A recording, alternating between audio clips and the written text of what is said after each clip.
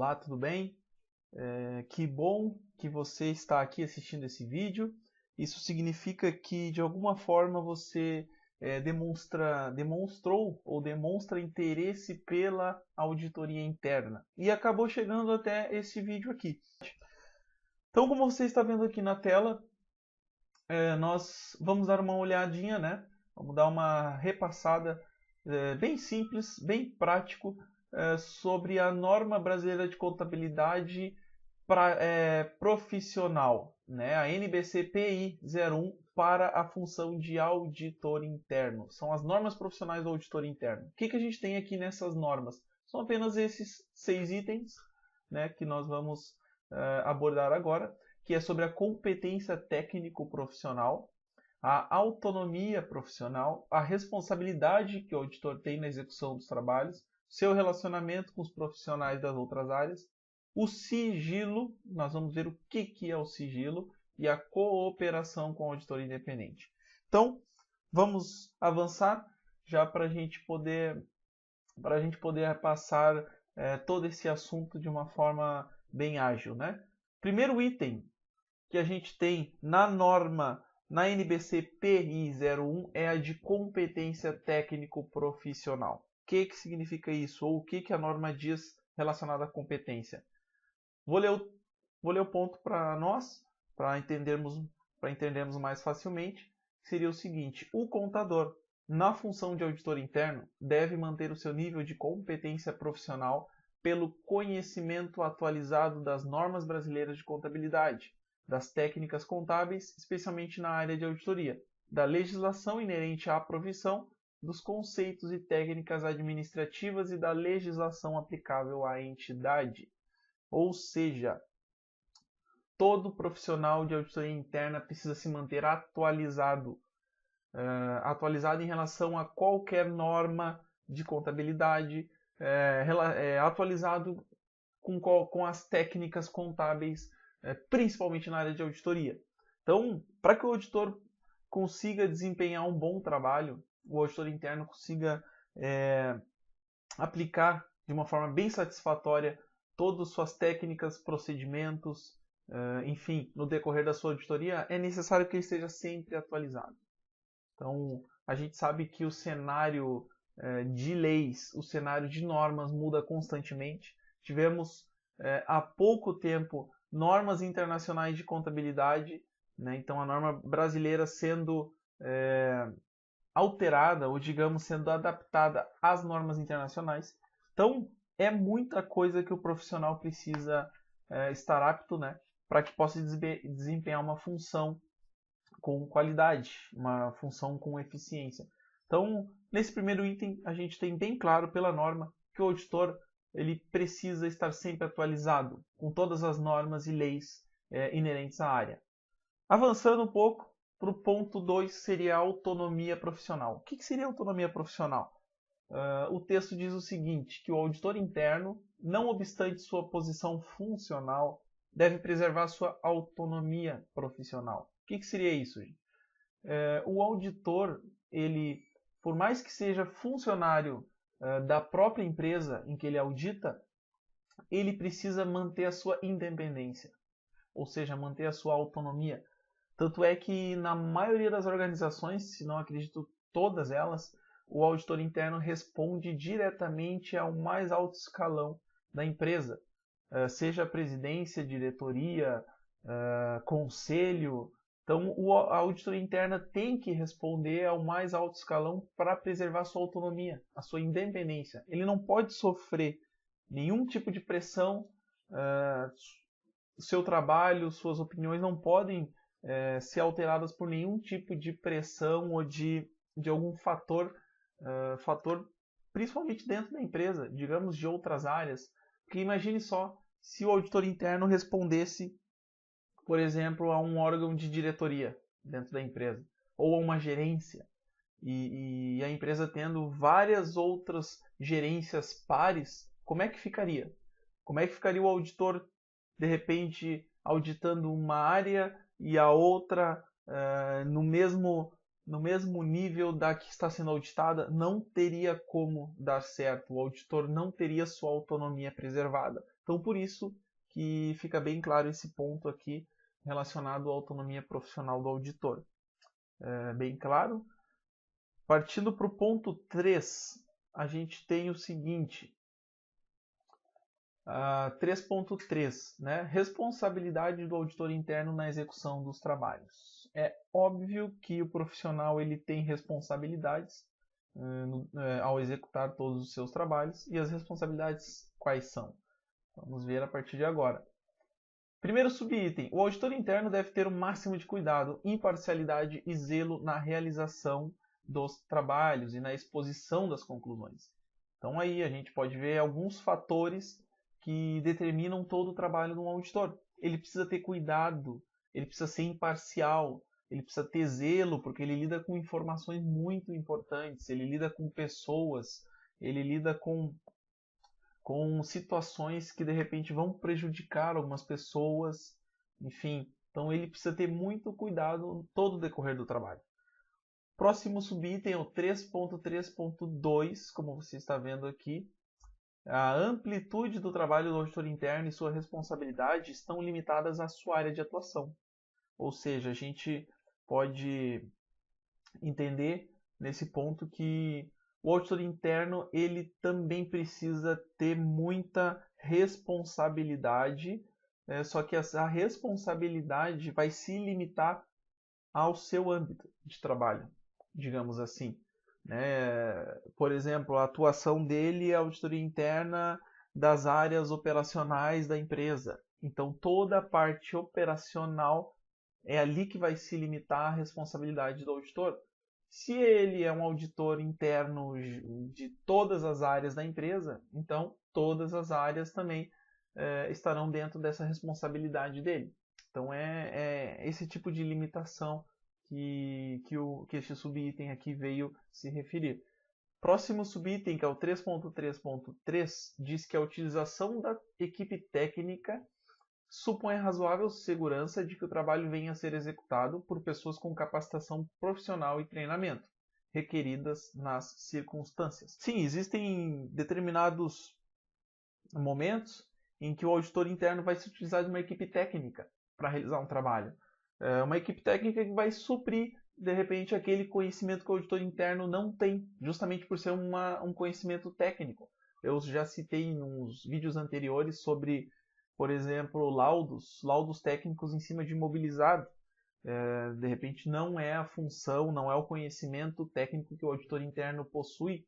Então ele se utiliza de uma equipe técnica que dá suporte. Só que essa equipe técnica, como diz ali o subitem, ele tem que ter segurança. Ele tem que transparecer segurança para a empresa e para o auditor de que essas pessoas têm realmente capacitação profissional, né, e treinamento para aquela circunstância, para aquele trabalho em questão. E o último subitem que a gente tem aqui, na verdade, que é o 3.3.4, diz o seguinte: cabe também ao auditor interno, quando solicitado, prestar assessoria ao Conselho Fiscal ou órgãos equivalentes. A gente tem aqui o seguinte: o auditor interno ele tem que estar sempre à disposição, tá, dos conselhos fiscais ou outros órgãos que existem dentro da organização, por exemplo, conselho de administração, etc. Sempre tem que estar disponível para prestar contas. Prestar assessoria para esses conselhos. Então, de repente, estes órgãos que também existem para fazer monitoramentos, né, dentro da organização, eles precisam de auxílio e eles vão recorrer ao auditor interno. Então, o auditor interno tem que estar sempre atento e tem que prestar essa assessoria quando solicitado a ele. Avançando, próximo item que a gente tem é relacionamento com profissionais de outras áreas. O que significa isso para um auditor interno? O auditor interno pode realizar trabalhos de forma compartilhada com profissionais de outras áreas, situação em que a equipe fará divisão de tarefas, segundo a habilitação técnica e legal dos seus participantes. Então, assim, quando o auditor interno for formar um grupo para realizar um trabalho compartilhado, tá, utilizando de profissionais de outras áreas, deve sempre ser dividido esse trabalho pelas capacidades técnicas de cada profissional, né, de cada participante daquele grupo. Então, para que o trabalho ele tenha a maior chance possível de obter êxito. Então, se um contador ele realiza trabalho de contabilidade, um analista financeiro trabalha com análises financeiras, a chance é que o trabalho seja muito melhor desempenhado, não é? A gente avança aqui já para o penúltimo ponto dessa norma, que é o ponto sobre sigilo. O que seria o sigilo, ou que tipo de sigilo que o auditor interno precisa ter? A gente vai ver em 2 subitens, que são os seguintes. O primeiro, 351, diz que o auditor interno deve respeitar o sigilo relativamente às informações obtidas durante o seu trabalho, não as divulgando para terceiros, sob nenhuma circunstância, sem autorização expressa da entidade em que atua. Bem, gente, aqui a gente entra num campo de ética, né?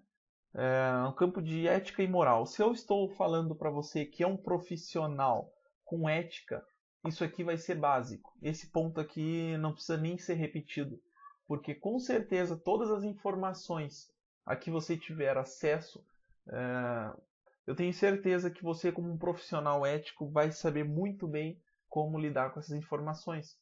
Então o ponto só reforça que um auditor interno eu acredito que já é inerente do perfil de um auditor interno essa forma de lidar com essas informações. Porque, na verdade, o auditor interno ele tem acesso a muita informação valiosa dentro de uma empresa, né? Por ter, digamos, livre acesso a praticamente tudo que é informação, processo dentro de uma empresa, ele acaba tendo contato com bastante coisa, tá? E muitas dessas informações, se forem utilizadas de uma forma errada, tá? De uma forma antiética, pode prejudicar muito a organização. Então, fica bem claro a responsabilidade que o auditor interno tem em respeito ao sigilo, em respeito às informações que ele obtém no trabalho. E o ponto 352, ele reforça de que mesmo que o auditor interno venha a sair daquela empresa, a sair daquela organização, ou terminar o seu vínculo empregatício ou contratual, se ele estiver prestando algum serviço, de repente, ele deve manter aquele sigilo da mesma forma. Ele deve proteger aquelas informações da mesma maneira e não levar aquelas informações para um terceiro, para uma outra empresa, para uma nova empresa que ele for trabalhar. Então, é muito importante essa questão, tá, para o perfil profissional do auditor. E para encerrarmos a norma, o último ponto, que seria o ponto 3.6, nos diz sobre a cooperação com o auditor independente, ou seja, o auditor externo. Como que o auditor interno deve tratar o auditor externo? Então, a gente tem aqui dizendo que o auditor interno, quando previamente estabelecido com a administração da entidade em que atua e no âmbito de planejamento conjunto do trabalho a realizar, deve apresentar os seus papéis de trabalho ao auditor independente e entregar-lhe cópias, quando este entender necessário. Então, fica bem claro nesse ponto, né, qual o nível de cooperação que o auditor interno precisa ter com o auditor externo.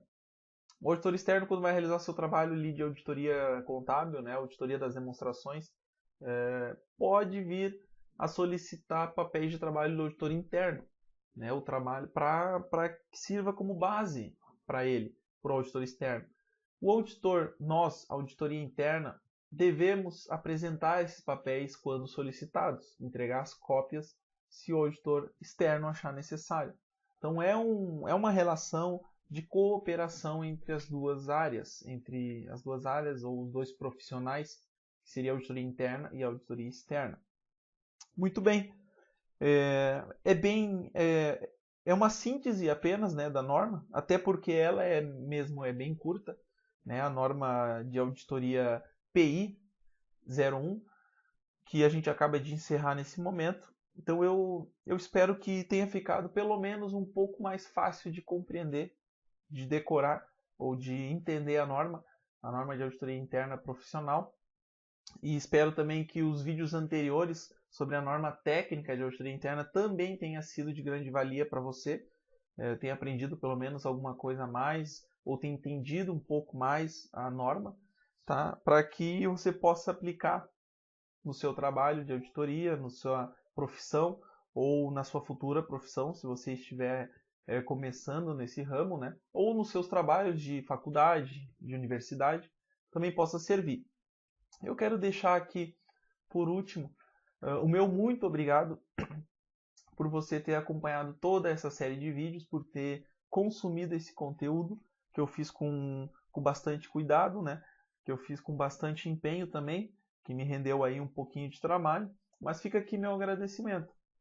E eu gostaria de te dizer o seguinte, qualquer dúvida, qualquer reclamação ou crítica, se achou o vídeo horrível, não aprendeu nada, ou você achou muito bom, muito interessante, por favor, mande um e-mail para mim.